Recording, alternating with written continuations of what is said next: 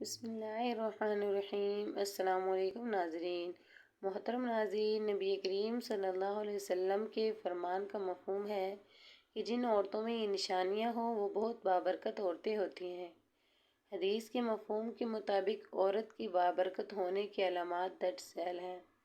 Number 1، اس کی طرف رشتہ بھیجنے اور رشتہ منظور ہونے میں آسانی ہو۔ نمبر 2، اس کا مہر آسان ہو، یعنی بہت زیادہ پیچیدہ نہ ہو۔ نمبر 3، اس کے ہاں بچوں کی پیدائش میں آسانی ہو۔ جن عورتوں میں یہ نشانیاں پائی جاتی ہیں وہ بہت ہی بابرکت عورت ہوتی ہیں۔ حضور نبی کریم صلی اللہ علیہ وسلم نے فرمایا کہ والدہ نے 7 دن دودھ پلایا، 8ویں دن دشمن اسلام ابو لہب کی کنیز صوبیہ کو یہ اعزاز حاصل ہوا۔ صوبیہ نے دودھ بھی پلایا اور دیکھ بھال بھی کی۔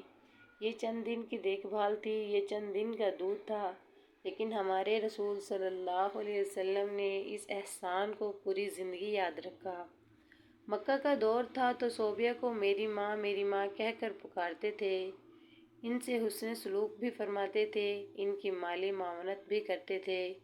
مدنی دور آیا تو مدینہ سے ابو لہب کی کنیز صوبیہ کے لیے کپڑے اور رقم بھجواتے تھے۔ یہ ہے شریعت۔ حضرت حلیمہ سعدیہ رضائی ماں تھی، یہ ملاقات کے لیے آئی، دیکھا تو اٹھ کھڑے ہوئے اور میری ماں پکارتے ہوئے ان کی طرف دوڑ پڑے۔ وہ قریب آئی تو اپنے سر سے وہ چادر اتار کر زمین پر بچھا دی جسے ہم کائنات کی قیمتی ترین متاع سمجھتے ہیں۔ اپنی رضائی ماں کو اس پر بٹھایا، غور سے ان کی بات سنی اور ان کے تمام حاجتیں پوری فرما دی۔ یہ بھی ذہن میں رہے کہ حضرت حلیمہ سعدیہ نے اسلام قبول نہیں کیا تھا، وہ اپنے پرانے مذہب پر قائم رہی تھی۔ فتح مکہ کے وقت حضرت حلیمہ کی بہن خدمت میں حاضر ہوئی۔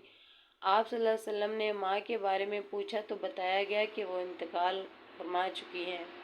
آپ صلی اللہ علیہ وسلم کی آنکھوں میں آنسو آ گئے، روتے جاتے تھے اور حضرت حلیمہ کو یاد کرتے جاتے تھے۔ رضائی خالہ کو لباس سواری اور 100 درہم عنایت کیے۔ رضائی بہن سیما غزوہ حنین کے قیدیوں میں شریک تھی۔ پتہ چلا تو انہیں بلایا، اپنی چادر بچھا کر بٹھایا، اپنے ہاں قیام کی دعوت دی۔ حضرت سیما نے اپنے قبیلے میں واپس جانے کی خواہش ظاہر کی۔ رضائی بہن کو غلام، لونڈی اور بکریاں دے کر رخصت فرمایا۔ بعد از اسلام لے آئی۔ یہ ہے شریعت۔ غزوہ بدر کے قیدیوں میں 13 پڑھے لکھے کفار بھی شامل تھے۔ ان کافروں کو مسلمانوں کو پڑھانے لکھانے اور سکھانے کے عوض رہا کیا گیا۔ حضرت زید بن ثابت رضی اللہ تعالیٰ عنہ کو عبرانی سیکھنے کا حکم دیا۔ آپ رضی اللہ تعالیٰ عنہ نے عبرانی سیکھی اور یہ اس زبان میں یہودیوں سے خط و کتابت کرتے تھے۔ سہیل بن عمرو کا کافروں کا شاعر تھا۔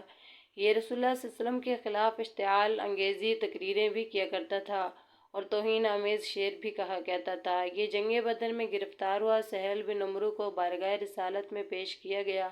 حضرت عمر رضی اللہ تعالیٰ عنہ نے تجویز دی کہ میں اس کے 2 نچلے دانت نکال دیتا ہوں، یہ اس کے بعد شعر نہیں پڑھ سکے گا۔ حضور نبی کریم صلی اللہ علیہ وسلم نے تڑپ کر فرمایا کہ اگر اس کے اعضاء بگاڑوں گا تو اللہ میرے اعضاء بگاڑ دے گا۔ سہیل بن عمرو نے نرمی کا دریا بہتے دیکھا تو عرض کیا، مجھے فدیہ کے بغیر رہا کر دیا جائے گا؟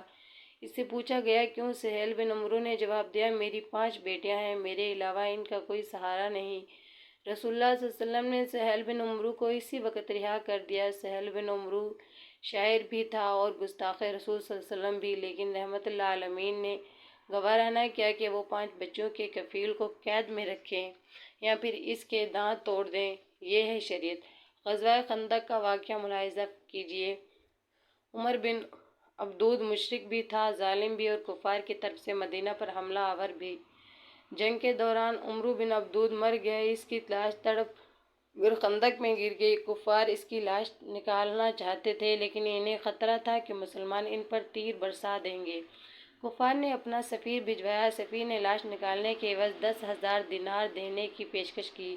رحمت للعالمین صلی اللہ علیہ وسلم نے فرمایا کہ میں مردہ فروش نہیں ہوں، ہم لاشوں کا سودا نہیں کرتے، یہ ہمارے لیے جائز نہیں۔ کفار کو عمر بن عبدود کی لاش نکالنے کی اجازت دے دی۔ خیبر کا قلعہ فتح ہوا تو یہودیوں کی عبادت گاہوں میں تورات کے نسخے پڑے تھے۔ آپ صلی اللہ علیہ وسلم نے تورات کے سارے نسخے اکٹھے کر دیے اور نہایت ادب کے ساتھ یہ نسخے یہودیوں کو بھجوا دیے۔ حضرت حذیفہ بن یمان رضی اللہ تعالیٰ عنہ سفر کر رہے تھے۔ کفار جنگ بدر کے لیے مکہ سے نکلے۔ کفار نے راستے میں حضرت حذیفہ رضی اللہ تعالیٰ عنہ کو گرفتار کر لیا۔ آپ سے پوچھا گیا کہ آپ کہاں جا رہے ہیں؟ حضرت حذیفہ رضی اللہ تعالیٰ عنہ نے عرض کیا کہ مدینہ۔ کفار نے اس سے کہا، آپ اگر وعدہ کرو کہ آپ جنگ میں شریک نہیں ہوں گے تو ہم آپ کو چھوڑ دیتے ہیں۔ حضرت حذیفہ رضی اللہ تعالیٰ عنہ نے وعدہ کر لیا۔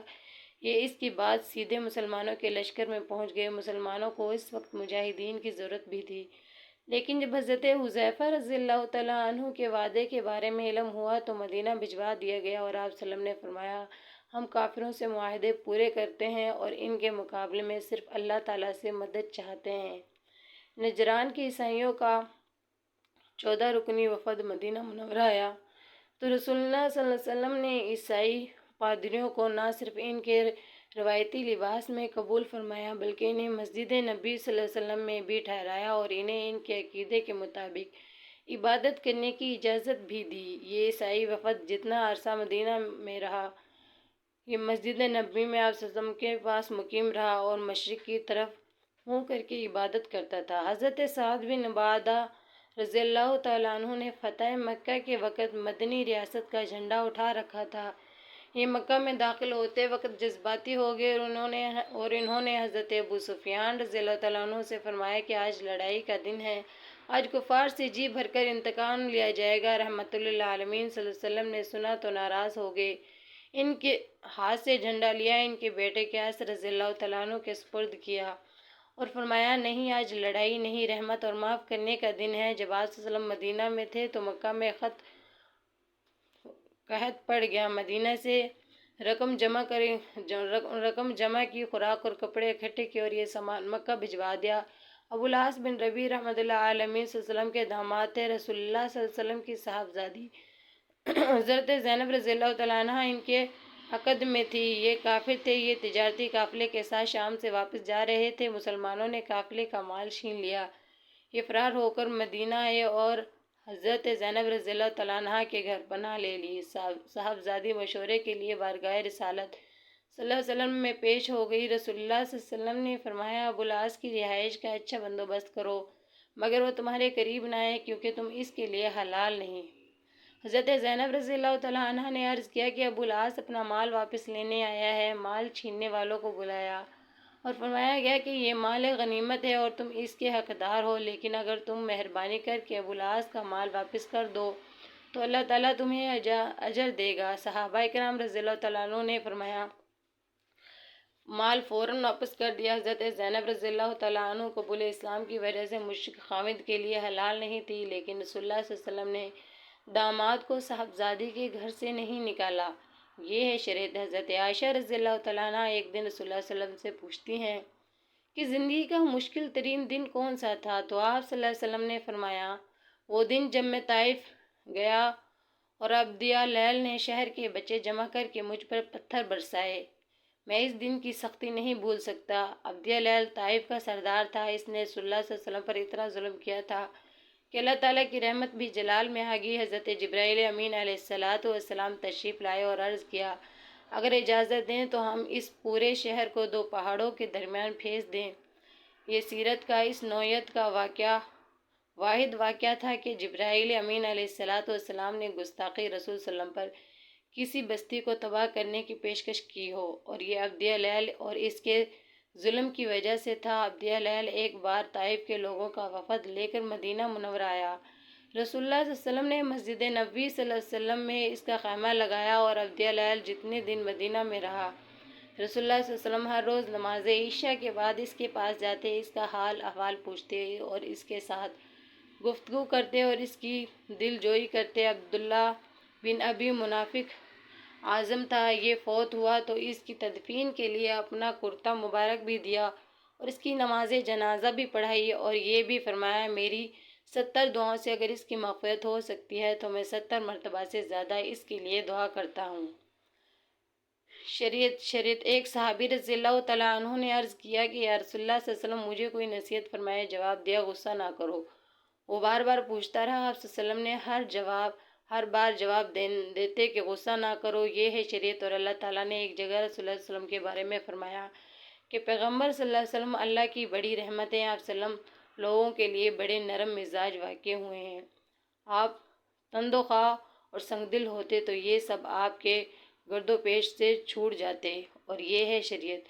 لیکن ہم لوگ نہ جانے کون سی شریعت تلاش کر رہے ہیں، ہم کس شریعت کا مطالبہ کر رہے ہیں۔ ناظرین، کمنٹ باکس میں ایک بار صلی اللہ علیہ وسلم ضرور ٹائپ کریں، اور ویڈیو پسند آئے تو لائک کریں۔ مزید اس طرح کی ویڈیوز دیکھنے کے لیے چینل کو سبسکرائب ضرور کر دیجیے گا۔ جزاک اللہ خیر۔